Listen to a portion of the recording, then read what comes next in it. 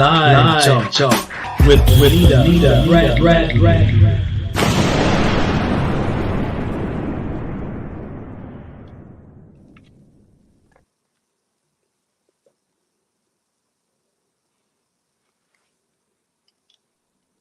And good evening, everybody, and welcome to Live Talk with Benita Bradley. I'm your host, Benita Bradley, and tonight we have a special guest.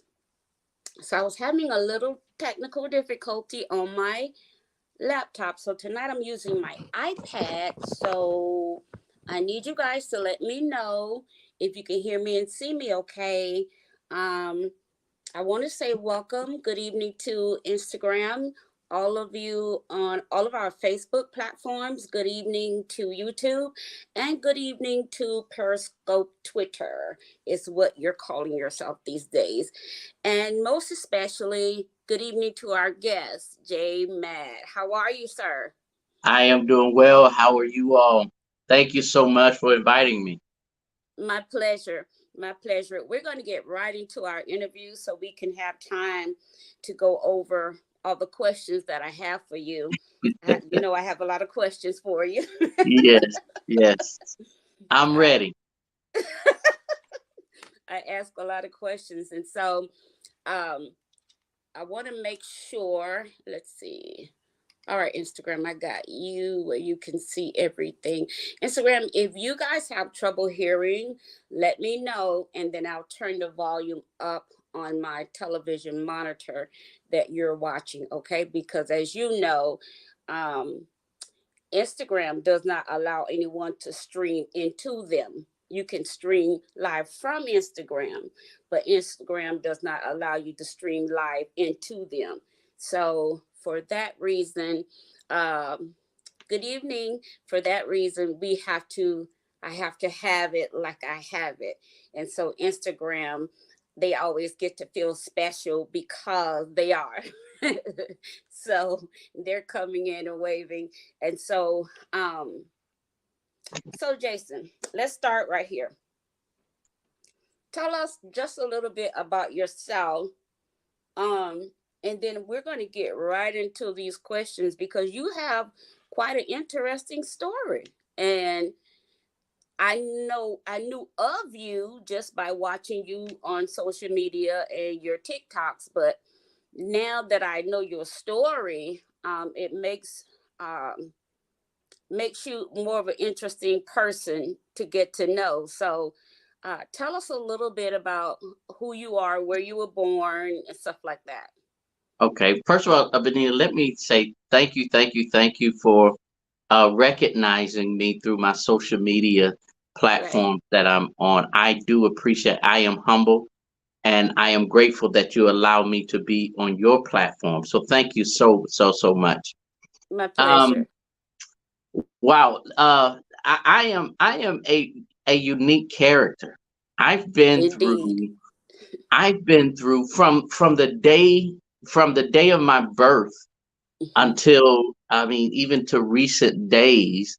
My story is amazing. There's a lot of stuff that this weekend I had to speak for my pastor at his church, and I preached a sermon called "It's Complicated," Mm, uh, mm, mm. and it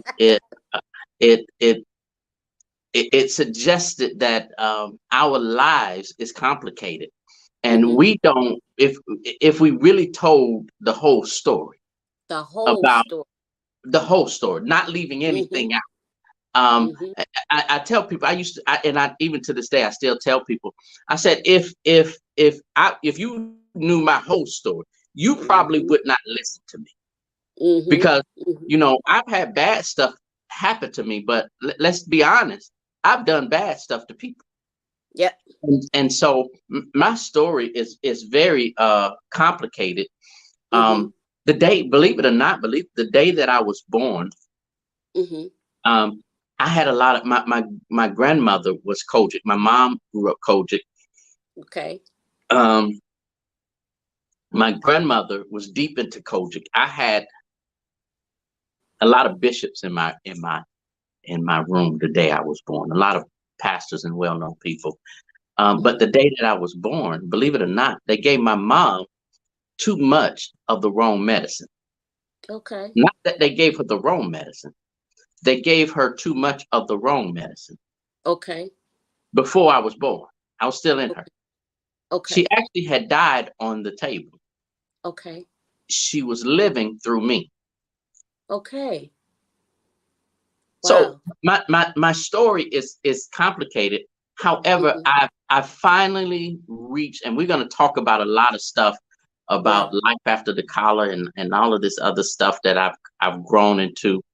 Hmm. But I've grown into a space and time where I realize TD Jakes once said, "Nothing just happened."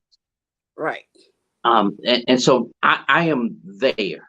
I Mhm. believe that every good and bad thing that has happened to me has guided my footsteps, even when I didn't know it was guided. I've gone through um, my high school years being able to being in a marching band. I was in a marching band from middle school to high school, all through high school, and didn't know how to read music. My So ear you had to my fake it ear till you was make. so sensitive Uh-huh. that I played by ear. Oh, And so I okay. moved from, and it was okay in when I was going to a black school, but I ended up going to a white school, Right. and and and the band director, he came to me, he said, "No, you're gonna play at this." I said, "I don't want to play at the school." And then he was Hmm. like, "No, here's your schedule." I said, "Well, I don't read music."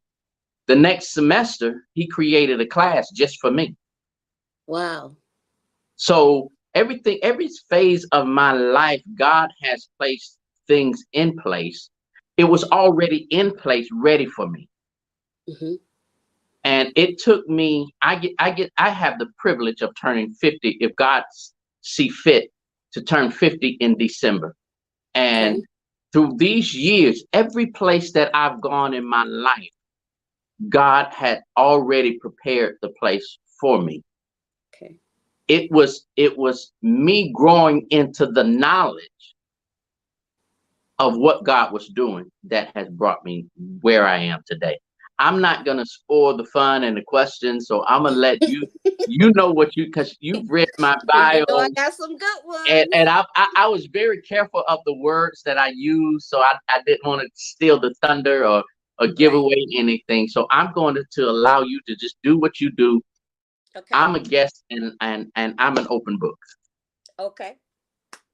All right. So, Instagram, please let us know if you can hear us okay. I know you guys can see us because I'm watching the monitor on your screen. So, but let us know if you can hear us okay.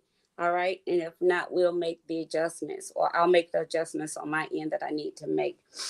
All right. So, let's get into it. So, you were born in Seattle, Washington. So, you mentioned your mom, going having this difficulty when she was pregnant with you. Was your father there also? Yes, my father. So yes, my father was there. They were married. My dad was a preacher. He's since gone to glory. Uh, um, my mom, very young. She was very young. My mom is actually, Hawaiian. Um, and on her birth certificate, it suggests that my mom is white, Huh. uh, and that her dad is Scottish. But in Okay. reality, my mom is Hawaiian and Kenyan. My mom, well, yes, my mom is white and Kenyan. Okay. So the guy's name that's on my birth certificate is not my real grandfather. Um, Oh. and so my mom is adopted Hmm. and was moved to Seattle, and from Seattle, my mom was adopted into this family. Okay. So we didn't know anything about the Hawaiian side of my family Hmm. until later on in life. Um, Okay. my mom is a very beautiful, beautiful lady. She has very youthfulness, and that's Mm-hmm. where I get my youthfulness, because I know y'all. Y'all can't believe that I'm a 50. I know it looks like I'm 20 years old. I know it looks like I'm Right. 20 years old. And so, Right. but yes, my dad was there. Mm-hmm. We had it was a lot of people there. That story is very, very interesting. Okay. And I actually just found out this past year, the whole story of my birth. I knew Really? about the medicine. Uh-huh. It wasn't until this year that my mom shared that she actually died on the table. Uh-huh. And she shared how for a few minutes she was surviving off of my heartbeat. Right. So And that's amazing because normally, like in pregnancy, um, if the mom is in trouble, then of course the baby's in trouble. you're right. And they were So that's confused about that, amazing from my within understanding. itself. Right. From and I've had many of these experiences. Um, they were confused about it. Like, wait a minute, she's dead. She's like coded, but Right. he's still going and breathing, and so And you still had a strong heartbeat and all of that. Okay, we lost him.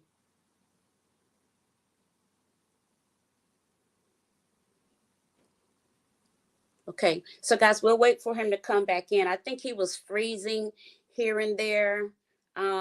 So he may have run into some bad weather on his end, but we'll wait for him to come back in. Um,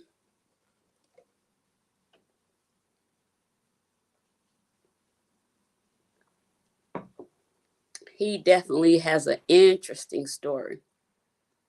Very, very interesting story. And I want you guys to hear it all.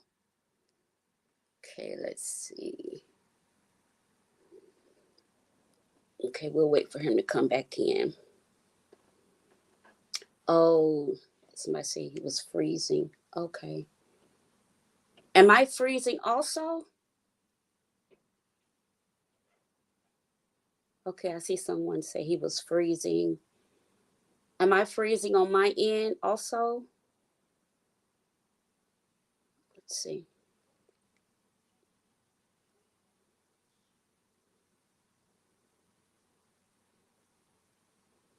You guys know how it is when you're doing live. Anything can happen.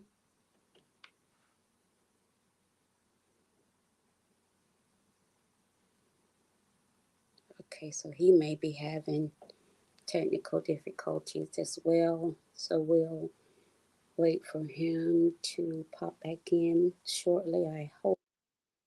Oh, there he is. There he is.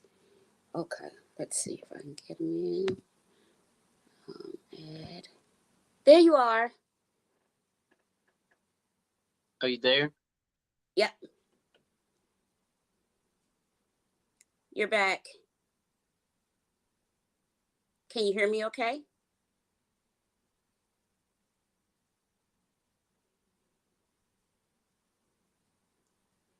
Can you hear me and see me, Jason? You're on. I think I'm back. You're You, frozen, you, but I see your picture. I'm frozen now. Okay, let's see. Um, Good evening, Cassandra. Okay, because before they say you were freezing, so now I'm frozen. Let's see. Okay, let me look on the monitor and see what's going on. I don't see where I'm freezing.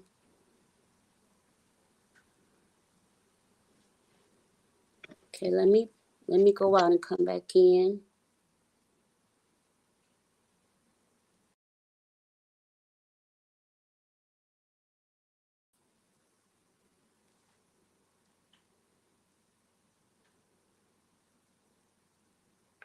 Okay, I'm back. Okay, he's out again. So it may be on his end because he keeps going. Oh, there he is. Let's see.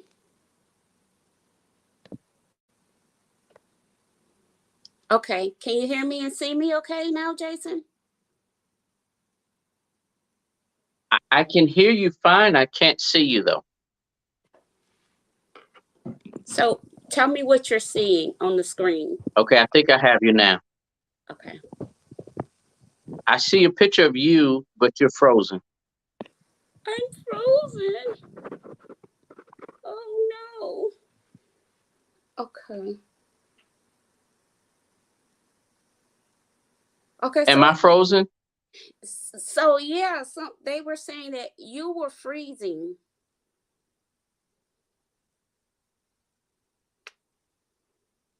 Okay, am I good now? Yeah, you're good now. Kevin Rivers said you were freezing earlier.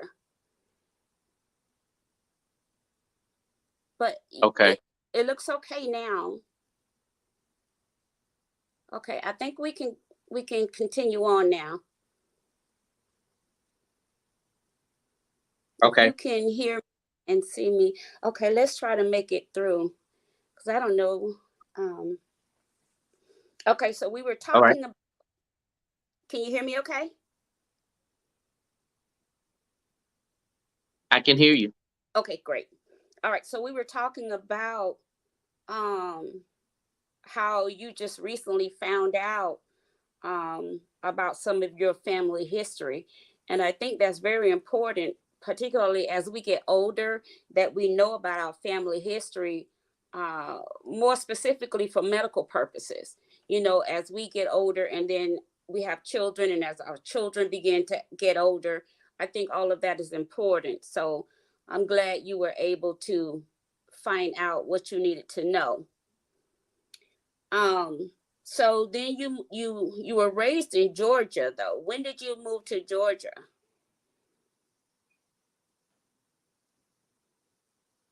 Yeah, I think it is him freezing. Steve.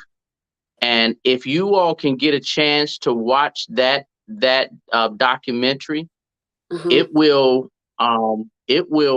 uh, push you to find out more about where we are from. Okay. It's Say gonna the open name up. of the It's documentary gonna open up. again. It's called Enslaved. It's the guest on the special guest in this thing is Samuel L. Jackson, Okay. and he finds out where he's from in Africa.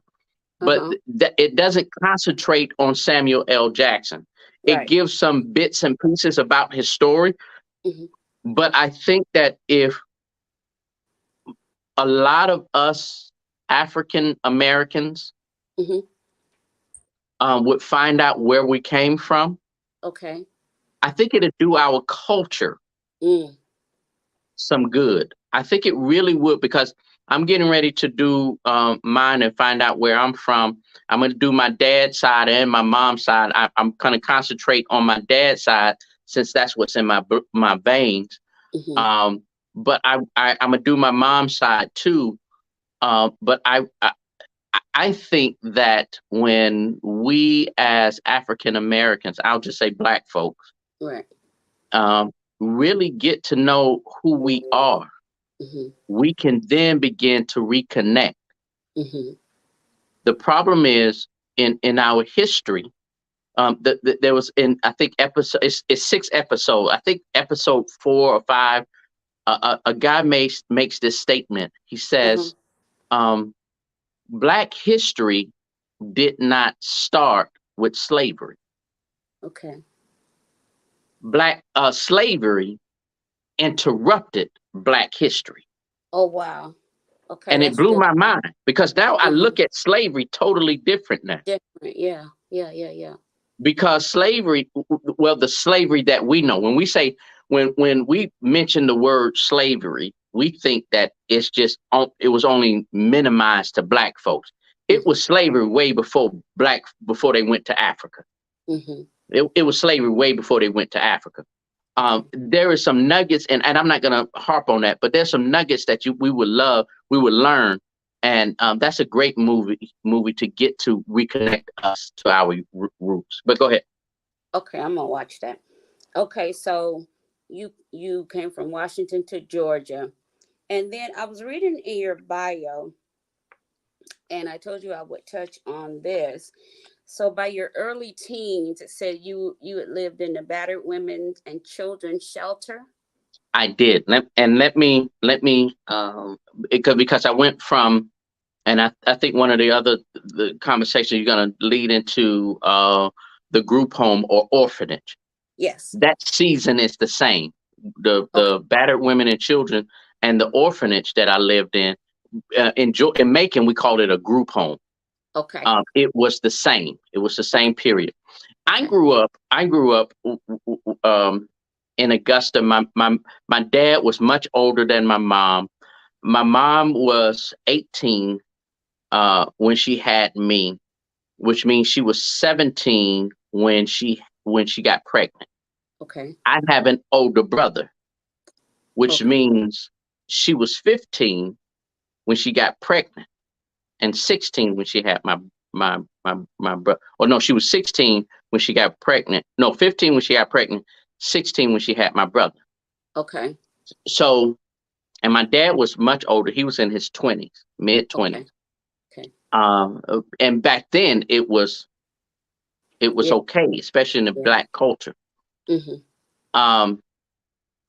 So my mom and dad, they decided to move from Seattle back to Sorry. Georgia, which is where my grandfather is from, which is where my dad is from. Long story short, my mom and my dad separated. My dad went somewhere, don't know where. My Uh-huh. mom had 4 kids or 5 kids. Okay. The 5th kid was by a different dad. The dad took him. Okay.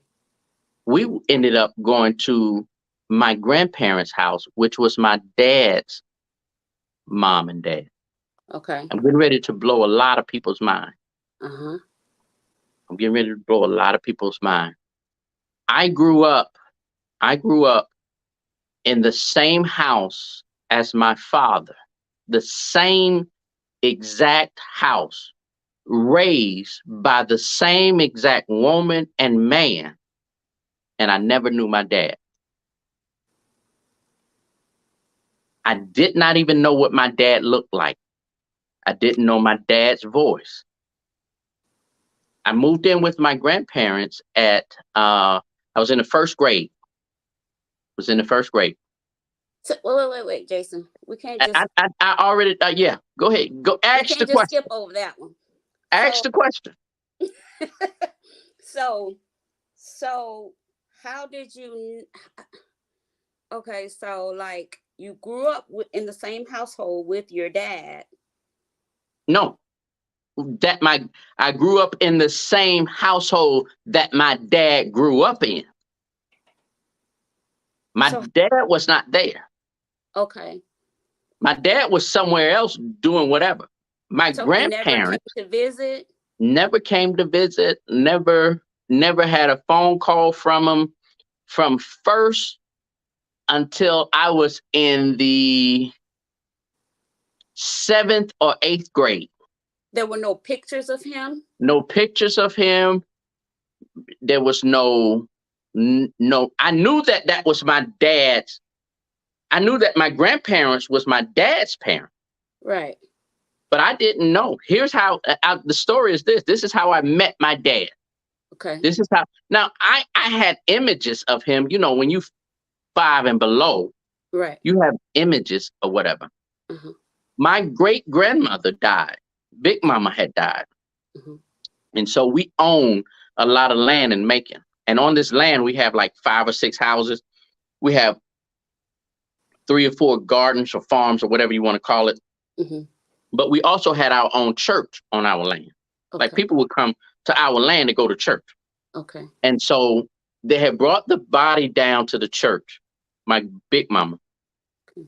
We went to see Big Mama and we was walking up from the church. Mm-hmm. This guy was walking down from the house that we lived in, my grandparents' house. Mm-hmm. walking down from the house, and he stopped us halfway and Mm-hmm. said, "Are you all the Madison kids?" And we Mm-hmm. was like, "Yeah." And he said, "Do you know who I am?" And we all said no. Mm-hmm. And he said, "I'm your dad." That's how we met our father. You remember exactly how old you were at that time? Yes, I think I was 12 or 13. Okay. I was 12 or 13. Okay. And how many children altogether he and your mother had? 4. And none of you knew him?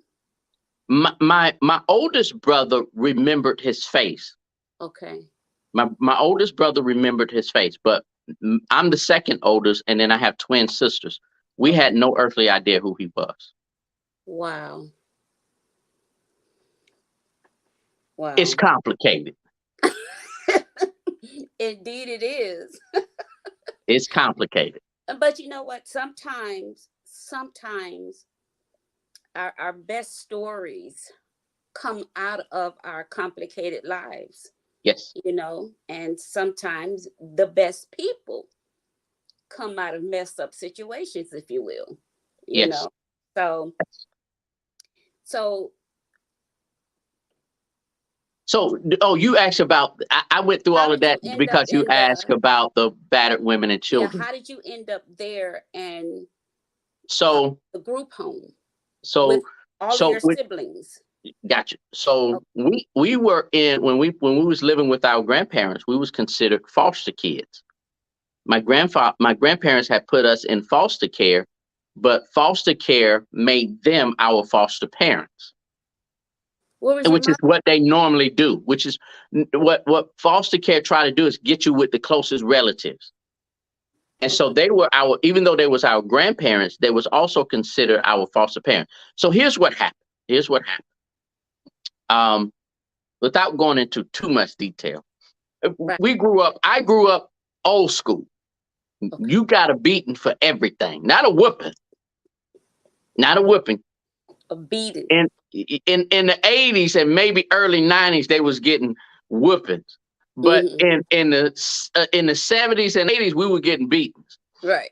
And so my brother had did something real stupid. He had did something real stupid. And um, the person that brought him home witnessed what happened. Now, Hmm. it was child abuse. I'm gonna go ahead and tell you, it was child abuse. We done. It is what it is. Right.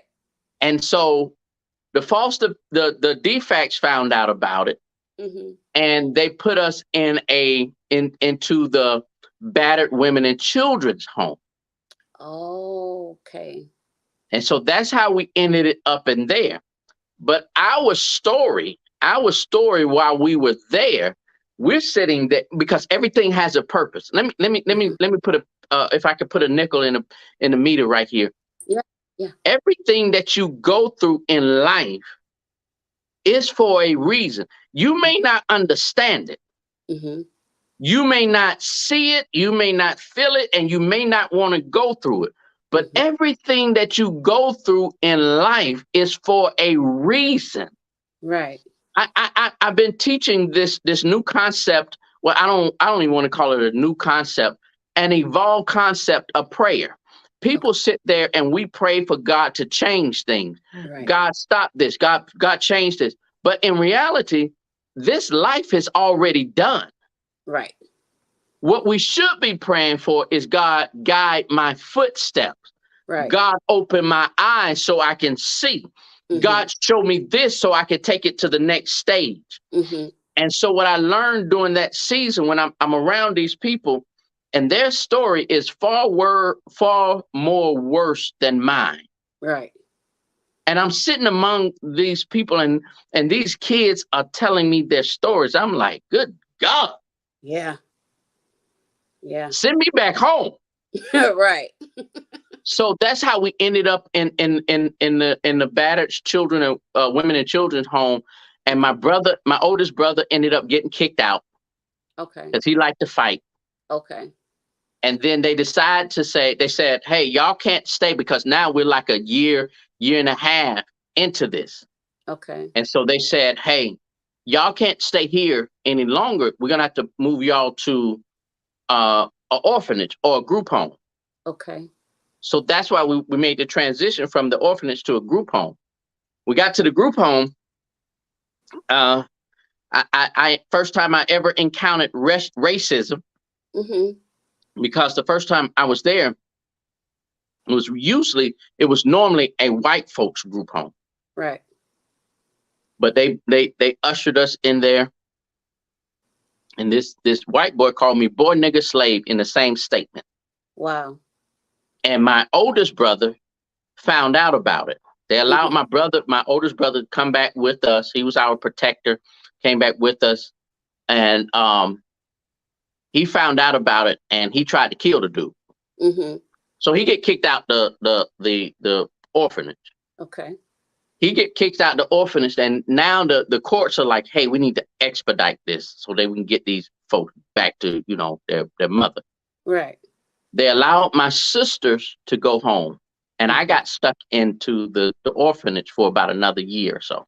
So I was in an orphanage by myself. My sisters were with my mom. My brother was in an orphanage, in a foster care family, and I was in an orphanage by myself. Wow. So that's that season of my life. And then the stories from them kids. Had one kid, he was 18 years old, and they had to get rid of him. Well, not get rid of, that's a bad way of saying it. Right. He had aged out of the program. Right. And so the day he left, he told us his story. He said he remembered when his mom dropped him off, and he was in like the 2nd or 3rd grade, and his mom said, we'll be back for you for Christmas. They picked him up that holiday season, 2nd, 3rd grade. He said they picked me up for that Christmas, but they brought me back after New Year's. And that was the last time he saw his family. Wow. My story minimizes what the other folks. My story cannot compare what I learned during that season. Yeah. Yeah. So let me ask you this. Were you ever angry at your parents that you had to go in the foster care and the group homes? I was angry at the world. Yeah. I was angry at my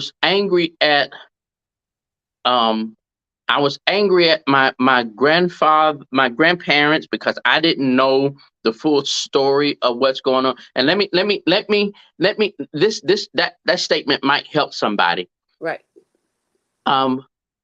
You may be hating on somebody in your family, and you don't know the whole story. Right. So I was mad with my grandparents, but I didn't know the whole story. Whole story. Yeah. I was mad with my brother because he left me in the orphanage by myself, but I didn't know the whole story. I was angry with my sisters because my sisters was able to go home and I was stuck here, and now I felt abandoned. I was mad with my mother because why did my mother choose them and not me? Yes. And so the cycle of anger, and it created a spirit of abandonment in me. I was grown with kids. I was grown, married with kids before I realized I was dealing with abandonment issues. Yeah. Yeah. And it wasn't until I found out the whole story. Even when I hated, I was 38 years old before I told my dad I loved him for the first time. It was on my 38th birthday, pastoring a church in Jacksonville, Florida. Okay. They came, my church gave me a surprise birthday party. Okay. My dad was there. and he hugged me. And that was the first time I ever told my dad I loved him. But Wow. I hoarded Mhm. uh, anger Mhm. for so many people, and I just didn't know their story. It wasn't, and I'm gonna say this. I'm gonna let you ask the next question. I was driving. I was dropping my kids off to their mother's house, and I was driving back to Florida, Mhm. and God, on this drive back, for whatever reason, I didn't want the radio on, and God said, "Jason, do you remember you did this?" And I said, Mm. "Yeah." And then he said, "You remember when you did this?" And he started bringing up choices that I made. Right. And God said this to me. I remember it like it was yesterday. He Mhm. said, at that particular time, you made the best choice you can make at Mm. that particular time. That time. Not that Okay. it was right, not that it was wrong, but it Uh-huh. was the best choice you can make at that particular time. I said, Uh-huh. okay, God, I get it. And Right. when I Mhm. agreed with God, God told me, he said, that's all your daddy did. Wow. He made the best choice that he can make at that particular season in his life. Why? I didn't know the whole story. Right. It wasn't until later on in life that I found the whole story. At that particular season in his life, he made the best choice that he can make just to keep living. Mm. Think about this. Think about this, ladies and gentlemen. Um, there are people out on the street Mhm. that that made a choice to go to use drugs, or to turn to alcohol, or to turn to prostitutes, or whatever the case may be, Mhm. because that's the best choice they can make at that particular season in Mhm. their life, not to take something and put a gun to their head, Yeah. take some pills, Yep. kill themselves. They Yep. only made the choice they can make to survive. Yep. Yep. That's all it is. Yep. Not it's it whether it was wrong or right. The only Mhm. thing they wanted to do is wake up the next morning. Yep. Been That's there. the only thing they wanted to do, was Yep. wake up the next morning. Go ahead. Yep. Been there. Been there. And so after that phase in your life, um, from all of that, you developed this passion to want to help others that were hurting. Um, do you think you still hold that passion today? Oh, it has, the passion to help people Hmm. has evolved so much, Hmm. not from a emotional level, because it Okay. used to be, I'm trying to help you emotionally. Right. Then it evolved into a spiritual thing. I want to help you survive spiritually. Okay. Now I'm at a place where I just want to help you survive. Yeah. I want to be in a place where I am giving people the unadulterated truth Uh-huh. of what. And I understand. I had a dream some years ago. I was 18 years ago, and God Okay. showed me. When I dream vividly. I smell and see colors, so I dream Yeah, in I color. always say I dream in color. That's what I say. Yeah, yeah, Uh-huh. that's me. I dream in color. I Uh-huh. smell things, Uh-huh. and so I had a dream that I saw. I was at Calvary, Uh-huh.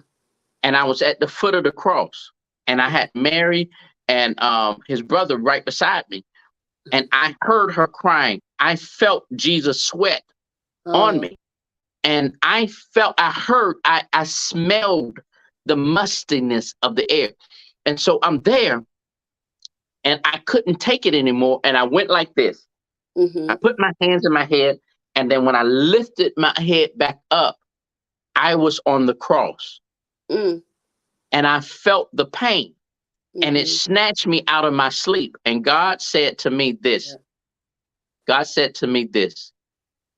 I am going to have to crucify you differently than I did Jesus. Mm-hmm. You are going to have to go through things, and I'm going to use your emotional body, your spiritual body, and I'm going to let people kill your emotional body and your spiritual body and your mindset, so that, because I know that you are strong enough to take it. And when you come back, you are going to be able to feed people on a totally different level. Now, it wasn't until I went through my church hurt that I realized what all of that was for. It Mm-hmm. wasn't until I experienced my church hurt that I realized, okay, God, well, let me be honest. I went through the church hurt, but it was like 3 years later Mm-hmm. before the revelation. God said, this is what I was talking about. Mm-hmm. Yeah. Yeah. It's complicated. Yeah. But it makes sense. Yes. Yeah. It makes sense if you've been there, you know. If you've Right. been there, it makes absolute sense. Um, and for me, I've been there and it makes sense to me. Um, so then you started your ministry.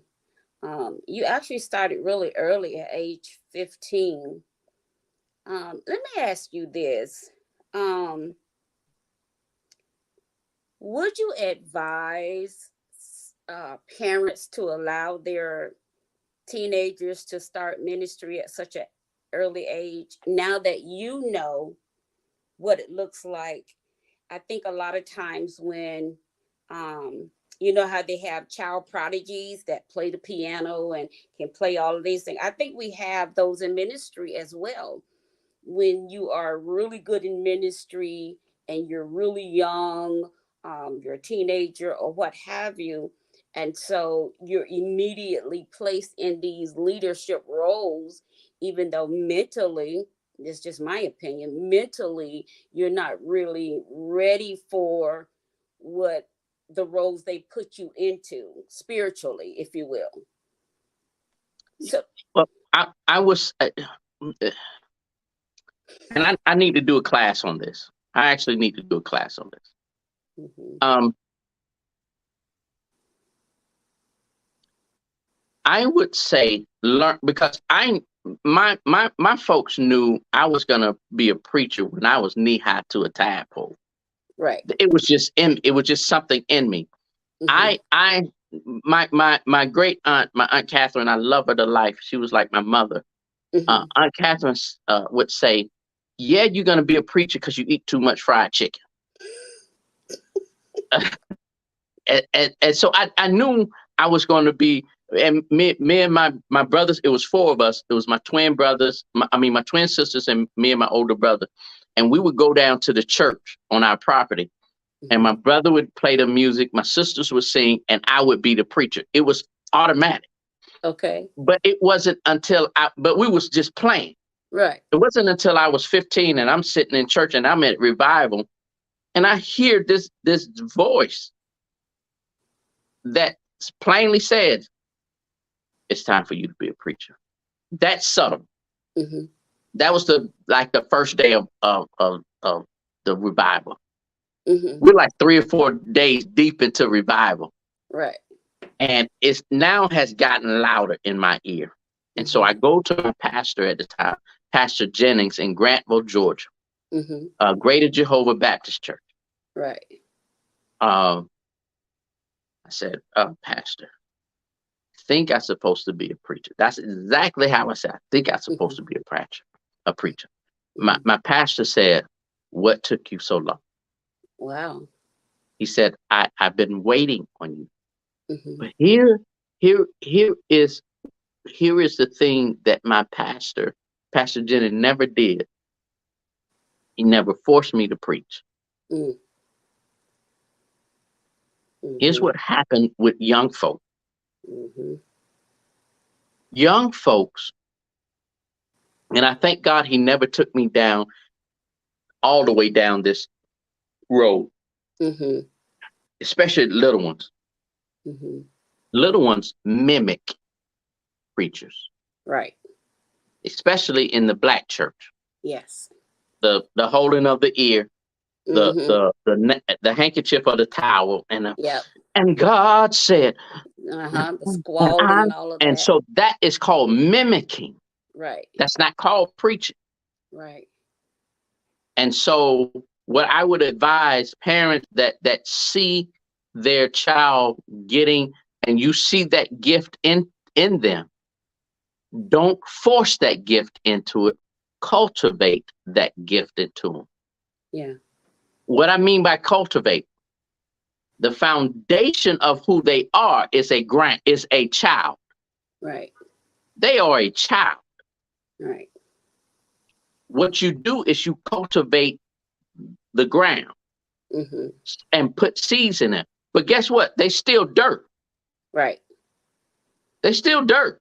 Right. So allow them to be kids, Yeah. because there are, and I want, if anybody that's listening to this conversation tonight, I'm gonna be real honest with you. I'm gonna be real open and honest with you right now. There is a in front of the pulpit and behind the pulpit Mhm. to a preacher. Mhm. I'm gonna say that again. And I Mhm. don't care how old that child is. Mhm. Some young preachers get, and musicians get turned out. Yep. They get turned out, Mhm. molested, Yep. mistreated. Yep. I'm 15 years old, and this is my story Mhm. because I don't want to drag it out too much. Y'all more than welcome to have me back. I'm 15 years Will. old, and I'm because when I made that decision, I'm all in. Okay. And so now my pastor is having me go places with him, Mhm. right? Mhm. And I'm sitting in the pulpit, 15-year-old kid sitting in the pulpit, and I'm going to all these different things. And after church, mothers Mhm. are dragging their daughters up to me, Mhm. literally Mhm. dragging their daughters up to me. Mhm. I remember this one incident. I was in East Point, Mhm. went to a revival, met this young lady. The mother of the daughter gave me their phone. This was before cell phones. Right. I would call on the phone. My pastor's wife and my mother was going to Atlanta to do some shopping. I said, hey, drop me off at this particular girl's house. Mhm. I get there, the daddy is drunk on the couch. Mhm. I'm like, she was like, oh no, he gonna be gone for a while. Mhm. Come to my room. Okay. She takes me to her room. I'm innocent. Right. And I got broken in. Yep. So if you're gonna have your child get into ministry, please understand that pulpit is the show. Yep. It's the show. It is. The pulpit is designed to entertain you. Yep. We entertain you, and everybody that's in the pews are our fans. Yep. And from our fans, we have those fans that are bold enough to walk Mhm. up and do this. They would take this one finger, ladies. I want y'all to pay. Men do it more than women. Right. They'll go and shake your hand, and they would take that finger and rub in the middle of your hand. That's an Mhm. indication. Right. If you want me to tell the whole story, I'll break it all the way down. You know I'm gonna have you back, right? You know I'm gonna have you back. And that's so true, because um even in serving in ministry, Oh my God. they just don't. I think I started when I was 14. I started when I was 14, and I was really good at what I did. And because I was so good, I was assigned as a youth group secretary in my church.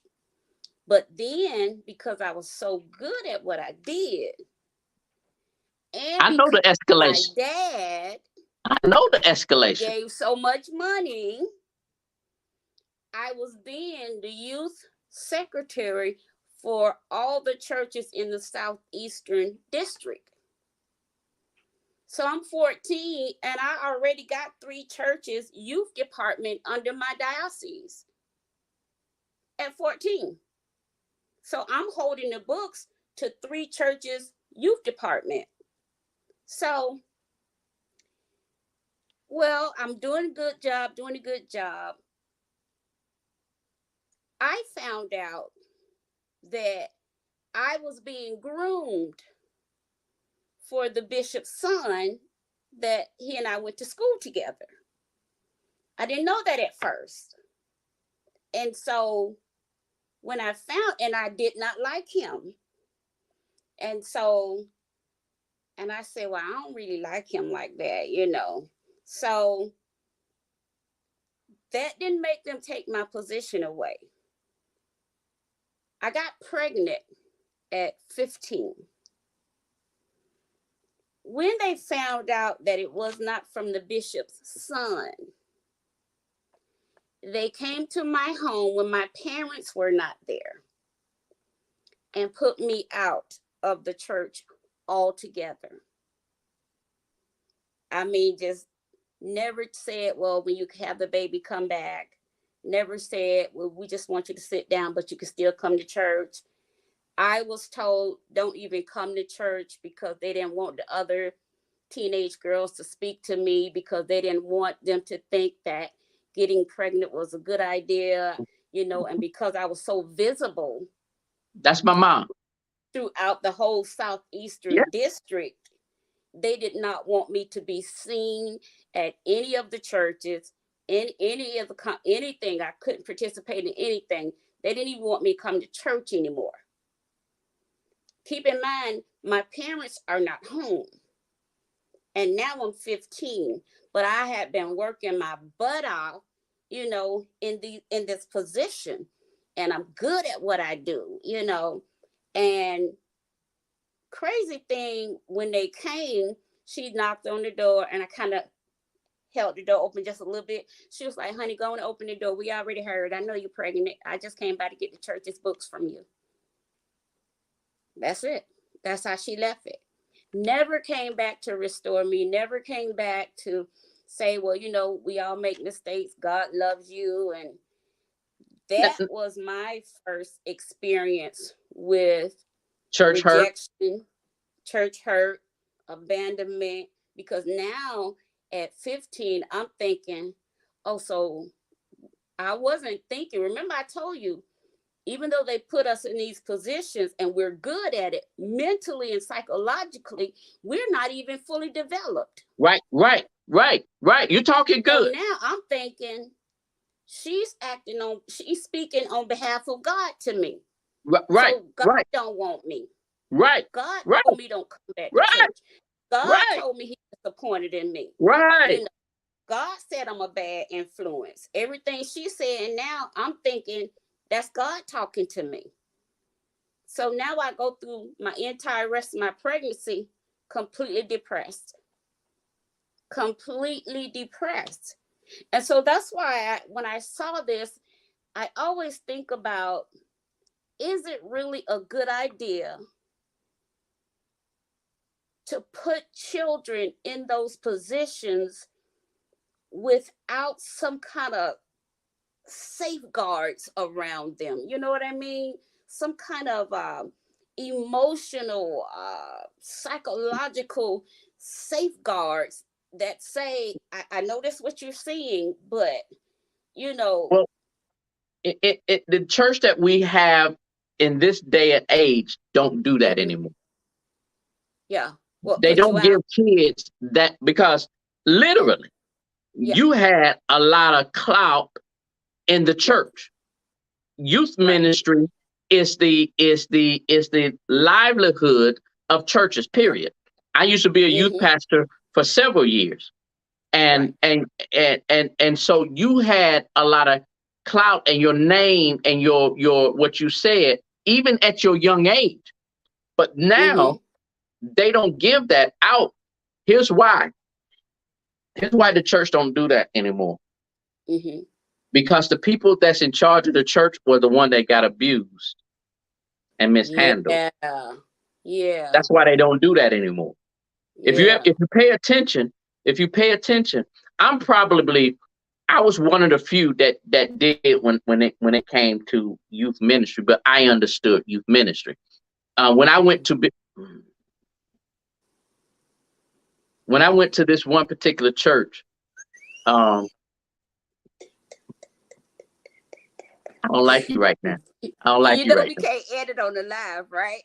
Right. So I it's slow to speak. So I went to this one particular church, and I was a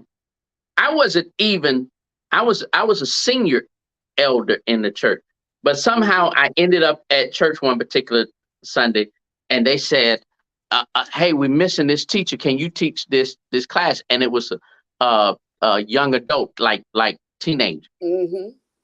Well, I recognize gifts. That's that's one of my things that got, like, I would never tell you what your gift is, right? But I would recognize it. And it was this young lady that was in it, and I made sure that she was in charge of the class. But when I made sure that she was in charge of the class, guess what? I put boundaries around her. Okay. You ain't got no business talking to her. Okay. Now she good. If she needs something, she'll come to me. Okay. Because I knew the heartache, and I understood. My mother was that's how my mother got with my dad. Your story is my mother's story. Wow. You know, my dad, 25 years old, 26 years old, 27 years old. My mom is 15 years old. Yep. But it was okay back then. But mentally, they weren't developed yet. Right. And we young people, and I'll bring it back to the original question. When it comes to young people getting into ministry or doing ministry things, right, make sure they are a child first. Just like I say, you're gonna date a preacher. You're gonna date a pastor of I'll say guy pastor of a guy that's a preacher. Right. Please understand, he's a man first. Yep. Don't judge him because he know how to preach. Don't judge him because he knows how to dissect, to exegesis, his hermeneutics is together. Don't judge him on that. Please don't judge him on that. He is a man first. M-A-N first. Yep. Period. And I'm gonna go ahead and be honest with y'all. Yep. I'm gonna be honest with y'all. I had to get that concept when it came to women. I don't care how good that woman sure can preach the word. She sure can sing that song. She's a woman first. Woman first. She's a woman first. And she can bat her eyes just as quick as that girl in Kroger walking down the aisle. Yep. She will bat her eyes just as quick. Yep. So don't get this thing twisted. And that's where the pews got the pulpit messed up. You think because they sitting up in the pulpit that they all together. Y'all better forget y'all better let that go. Yeah. And I think it puts unreasonable pressure on us until we move. Now, this will happen to me. We move from ministering, I think you mentioned this earlier, to performing.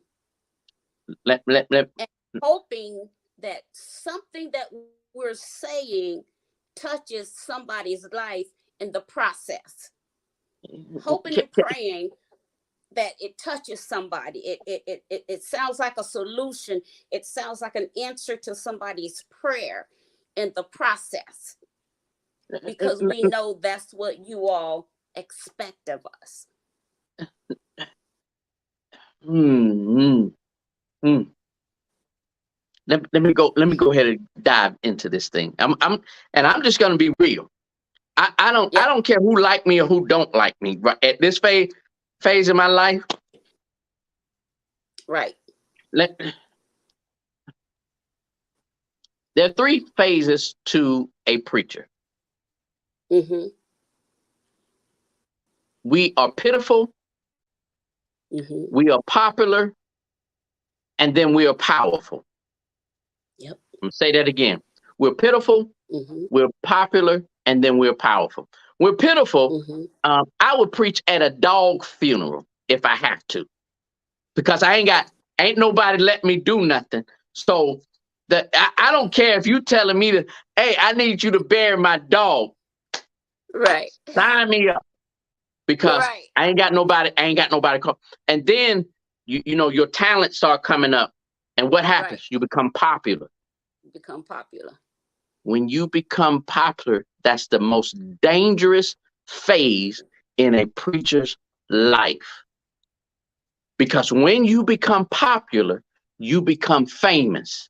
And when you become famous, you begin to act like those people that's in them. Like if I could turn my camera around, this is actually a movie theater. And so I got Mm-hmm. Samuel L. Jackson right there. I have Wesley Snipes. I have what is that? I don't know what movie that is, but I got movies and different things and posters into this movie theater. We become like them. So when we walk into places, when I was with, I almost called it again. I think you setting me up. I think you Holy setting me up. Spirit, activate. Holy Spirit. There was a time in my life. There was a time in my life, and I remember my popular phase. I remember my popular phase. I could walk into a conference. Thousands and thousands of people would walk. I would walk in with bodyguards. Mm-hmm. Or I didn't even have to have my body. When I had bodyguards, I had so much money because I was transporting money. But I had Mm-hmm. other areas that I would take care of. And I could walk Mm-hmm. through and people would literally move out of my way. Mm-hmm. Literally Mm-hmm. move out of my way. There was Mm-hmm. not one room I did not have access to in this particular Mm-hmm. organization. If they was counting money, I could walk all the way in there. If the bishops Yep. was in there and they was having a bishop council, having a conversation, I could walk in there. I had that type of access. Yep. Yep. That was when I was popular. Mm-hmm. Baby.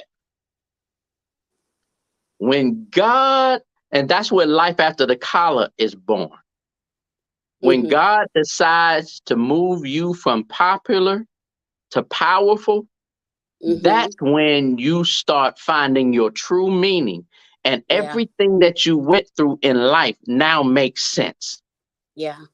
See, what we do, especially as preachers, Mm-hmm. we discount our past. Right. And I went through that and I went through that. And instead of learning, and we could be preachers Mm-hmm. and dragging unforgiveness with us, and Yes. dragging hatefulness with us, and dragging all of these different things with us into a higher level of a calling. We can, that's why I don't wear, so the term life after the collar, I don't wear collars anymore. Because that's just an outward expression where people think just because I have this on, my life is together. No, my life ain't together, but I can help you out with some stuff. Right. I'll That help you part. out with some stuff. But you better Right. be ready for the real thing. You better be ready for the real thing. Yeah. I Yeah. don't know how And your you show, have how to be long ready. your show is, so I don't want to take too much of Oh, your time. we good. We good. We're gonna go about 20 more minutes, and then Okay. I'm gonna have you back for part two, because I Okay. have a lot more questions for you. Okay. So it's important. Wow, you messed me up with that. Pitiful, popular, and powerful. First time I've If heard that. I'm if 54. you ever if every preacher, every minister, if you carry every leader, but it's really geared towards preachers, because I do leadership Yeah. conferences in the church. I Right. love doing leadership conferences in the church. I get asked to come in and do. When it comes to leaders, when you finally recognize those three stages, and you Mm-hmm. really don't recognize it until you get to your powerful stage, That's true. because That's true. when you're pitiful, you're blinded by the popular person. Mm-hmm. When Mm-hmm. you're popular, you're Mm-hmm. blinded by the by the Mm-hmm. powerful Mm-hmm. person. Mm-hmm. But each stage come with the cost. Yeah, it does. It It comes with the does. cost. It comes with the It, cost. it, it really does. And when I realized that, um, I just never heard that before. The pitiful, the popular, and the powerful. When you have bishops and apostles that will come to you just because they see you talking to lay people and say, "Why are you over here talking to them? We don't allow you to talk to them."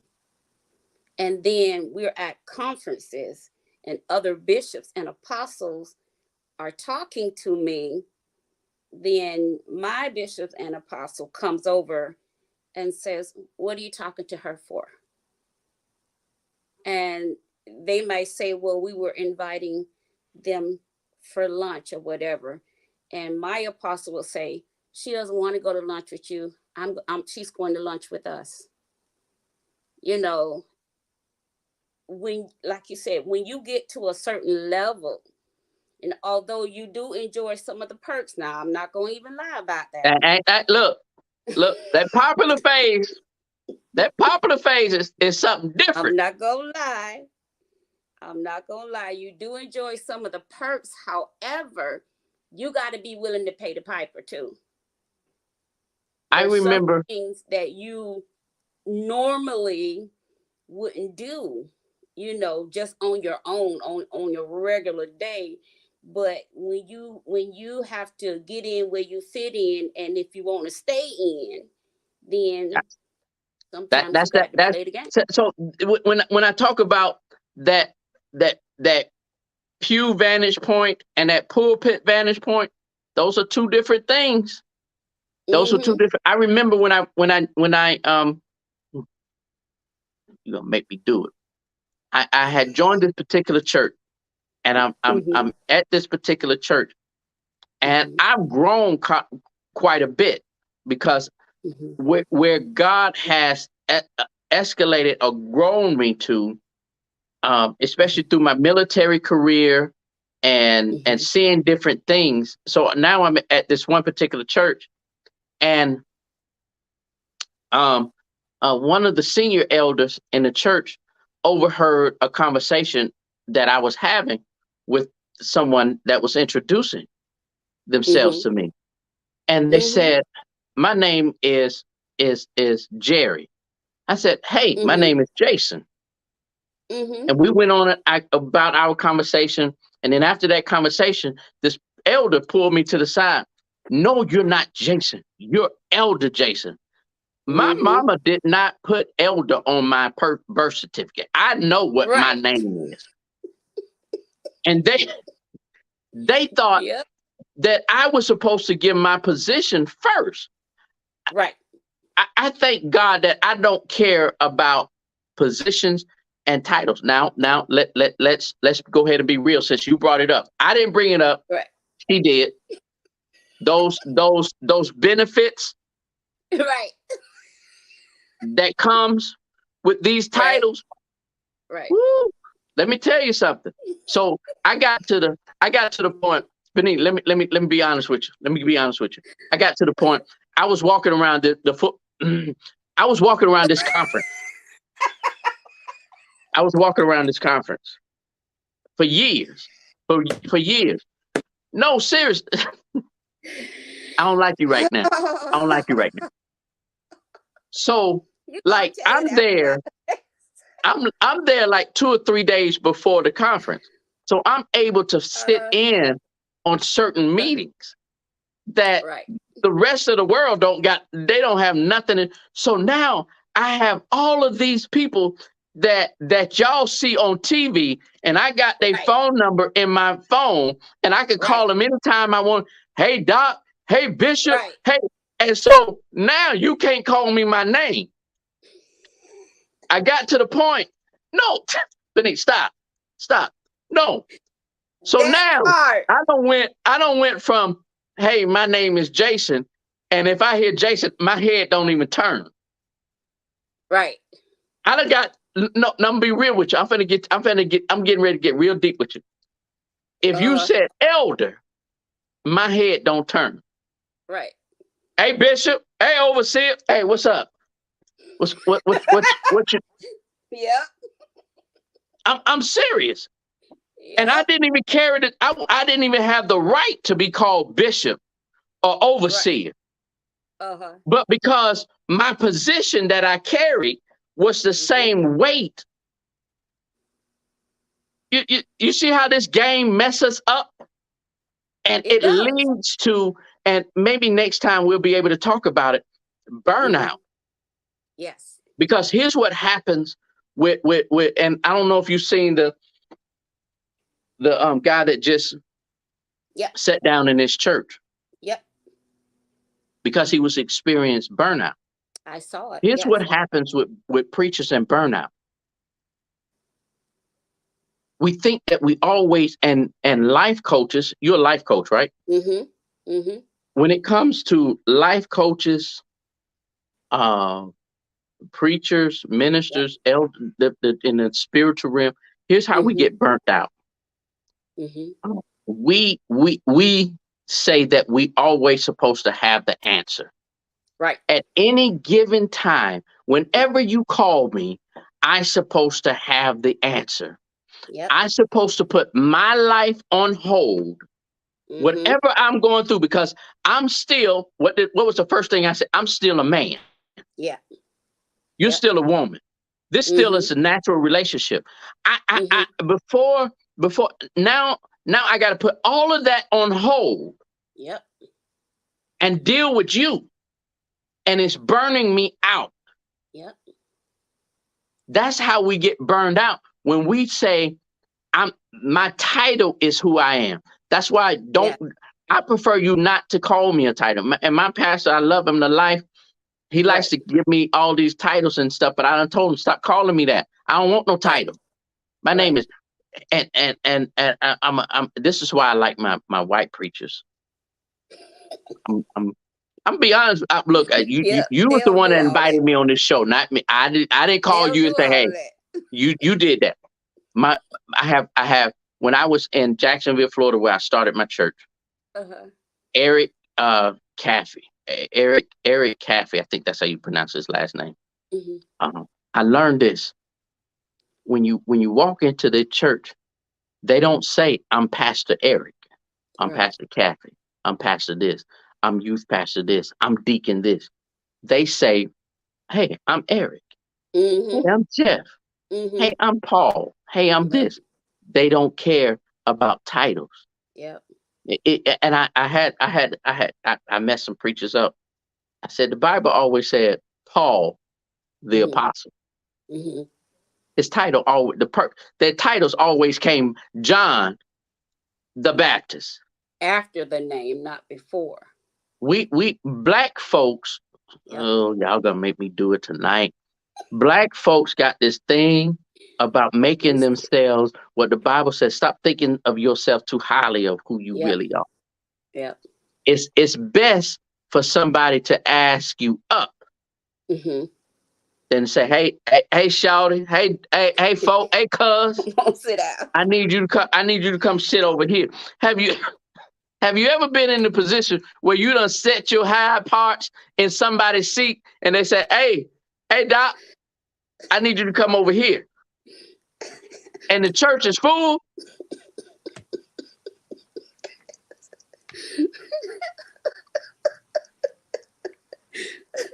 I think once or twice till Oh, I it go. only took me one time for that to happen. It only took me one time for me to sit in somebody's seat I ain't had no business sitting in. I'll never do it again. If you want me to sit up there, you better come get me. Yep. I'm fine with sitting back here. Yep. That matter of fact, the sound is better back here. I hear echo up there. Look, Sit and me all that's the way in the exactly back. what I did. Start sitting back there until I was asked, "Why you sitting back here?" And I said, "Because they told me move from up there." Oh no, you walk in with me then. Boom, You there it is. I look. I got to the point, and I'm gonna be honest with you. I got to the point where I had to have my own seat. Don't if I'm I'm gonna be honest with y'all. I'm gonna be honest You with must y'all. be some kid. I was I was I was I was I was so I was on the international level of Mhm. this organization. I was Mhm. like I was the international director of Mhm. this organization, and Mhm. I had my own seat. Sound like the When same one I'm when part I of. went to my church, I was Mhm. the co-overseer of the elders of the church. Mm. So we had Okay. two different locations. So whenever I went, I knew that that was my seat. I was the state director of elders. So when I was the Nice. state director of elders, I had my seat. I was the regional director of elders. When I You walked probably into need a to stop regional because you're conference, giving I away had my own clues. seat. You would never ask. Look, I figured this whole thing out. You're giving away clues, Jason.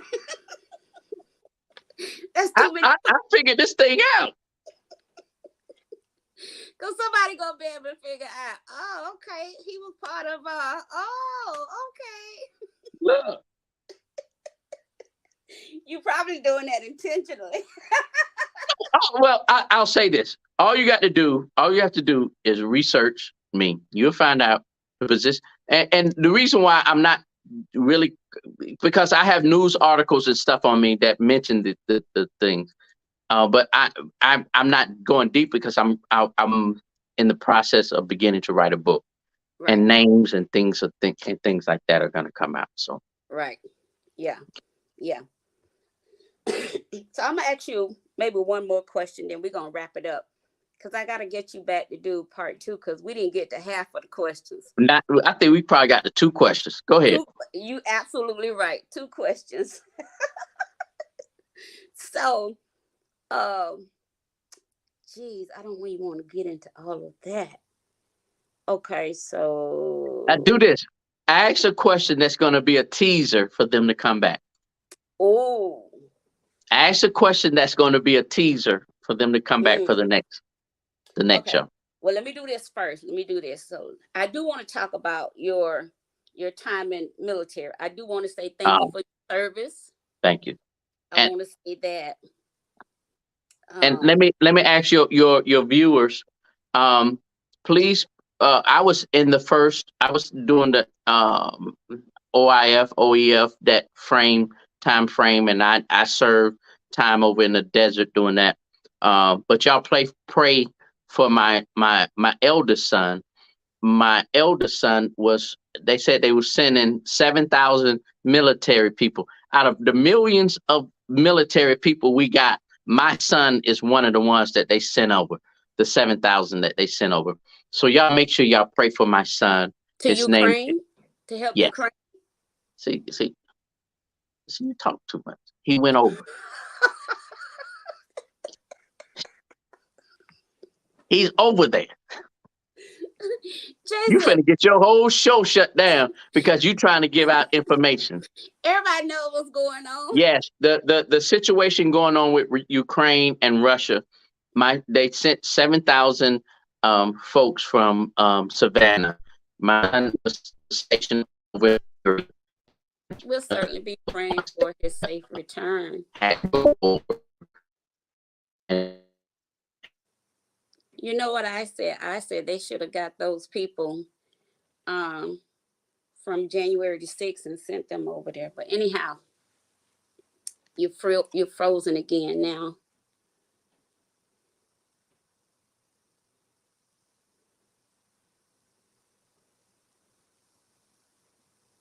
Okay, so maybe he'll come back in.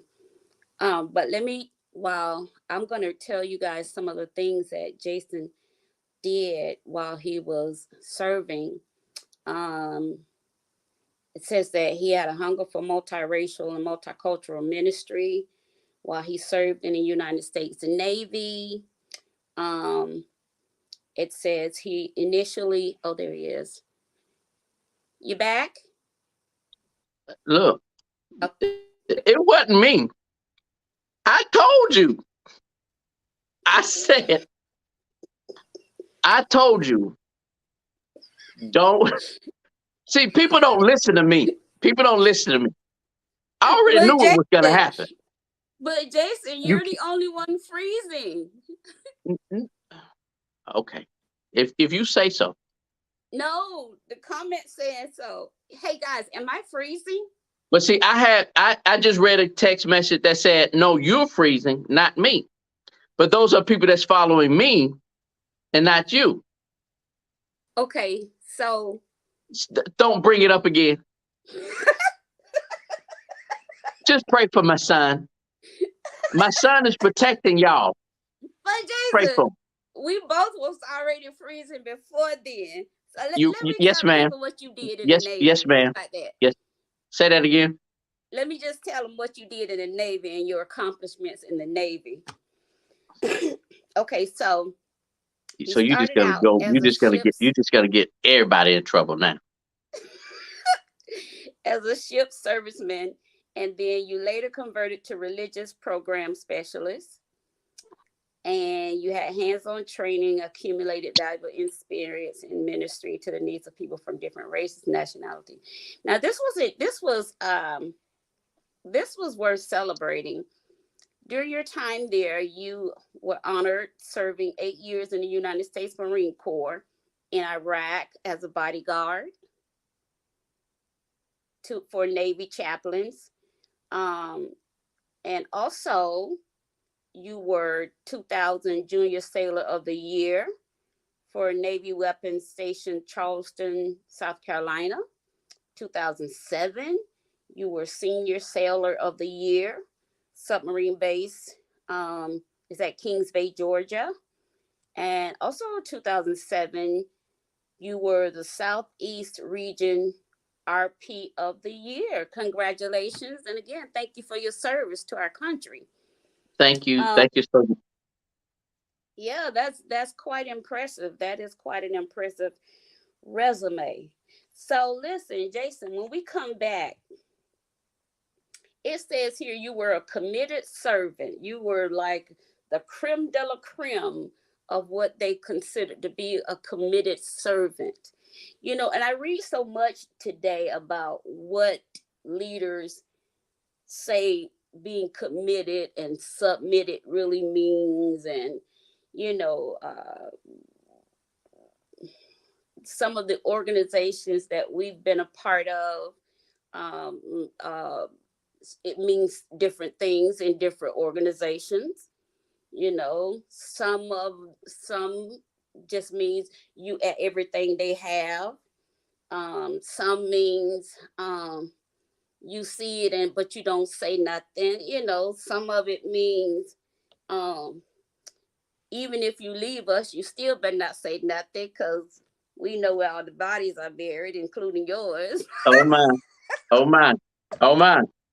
Oh my. Oh my. So let me dive into that, because actually my military qualification Uh-huh. led me into my title of people giving me a what they call, what they say, committed servant. Yeah. Yeah. Let, I'll try to break it down very quickly. Okay. Um, y'all black folks, I identify with identify with Hawaiian right now. But y'all black folk, y'all have this term, y'all have this position in the church called armor bearers. Y'all know what armor bearers is, right? And so armor bearers, from the church standpoint, is a person that is going to bring the man of God or the woman of God, her Bible out. Going to make sure that you can wipe the sweat and bring him something to drink. Bring him something to drink, and that's the armor bearer. From the kingdom, from a royalty point of view, whenever the king came out and decided he wanted to get his moment of glory, um, he would shoot, stab, or whatever the person, and then he would hand his armor, his weapon, to his armor bearer, and the armor bearer would finish the job. Mm-hmm. I know I done messed all of y'all church folks up, Mm-hmm. but the position evolved. My position in the military, chaplains, preachers, y'all bishops and y'all overseers, that they couldn't carry a gun. They couldn't carry a gun, and Right. since they couldn't carry a gun, um, they had a position called the RP. This is on the Navy Marine Corps side, and Mm-hmm. my job was to set up a church service. I would literally go and find a spot, and I would clear out a spot, and I would set up, whether it was a Catholic service, whether it was a Muslim service, whether it was a Protestant service, no matter what service it was, I would clear out a spot, and I would make sure that that minister, that preacher had everything, that chaplain had everything that they needed Mm-hmm. to perform their service. But guess what? Once What? I set up everything, I would then take my weapon Mm-hmm. and I would stand at a distance. Mm-hmm. I would be an arm's length away from him or her Mm-hmm. with my weapon. And if anything went wrong, my job was to take the man or the woman of God and protect him with my life. Right. I had no other choice. I had to die before the chaplain died. Wow. So while you have all of those guys and women up there talking about, oh, I'm the armor bearer. No, you ain't no armor bearer. You are a cup holder. An armor bearer is one that's willing to kill and and get killed to protect the Right. man or the woman of God. Right. So when now that I people started giving me this title of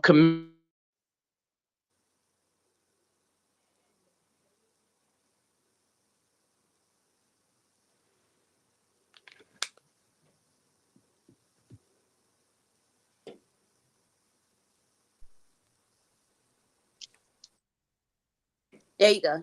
You're back. okay, my life where I am, when it came to my pastors, I was willing to take a physical bullet or a emotional or a propaganda bullet for my pastor. Gotcha. I would take the bullet for him. I did it. It was me. I was the one.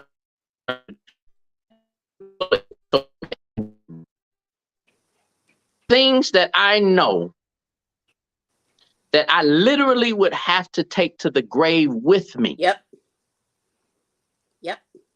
I literally have to take these things with me because my calling on my life Yep. dictated that I covered them. Yep. And Absolutely. so here, and I'm gonna end and I'm gonna shut up because I know you want to do. You got to end your show. So now I'm stuck because I found myself.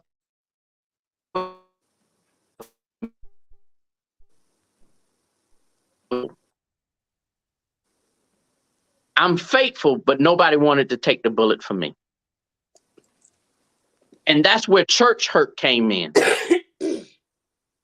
I should have had something else in this cup besides water on that one. I'm done with you. I'm done with you. Hey, let's do this again. Let's do this again, and we can finish the story. Oh yeah, Because don't we didn't remember even where get we left into off we didn't even because get into life after the collar. yeah. So tell everybody how to follow you and how to reach you. The best way to get in contact with me is lifeafterthecollar.com. Okay. If you go to lifeafterthecollar.com, you'll have all of my information. You'll have all of my podcasts. You will have Life After the Collar. You will have Daddy Read to Me, and you will have Coffee and Conversation.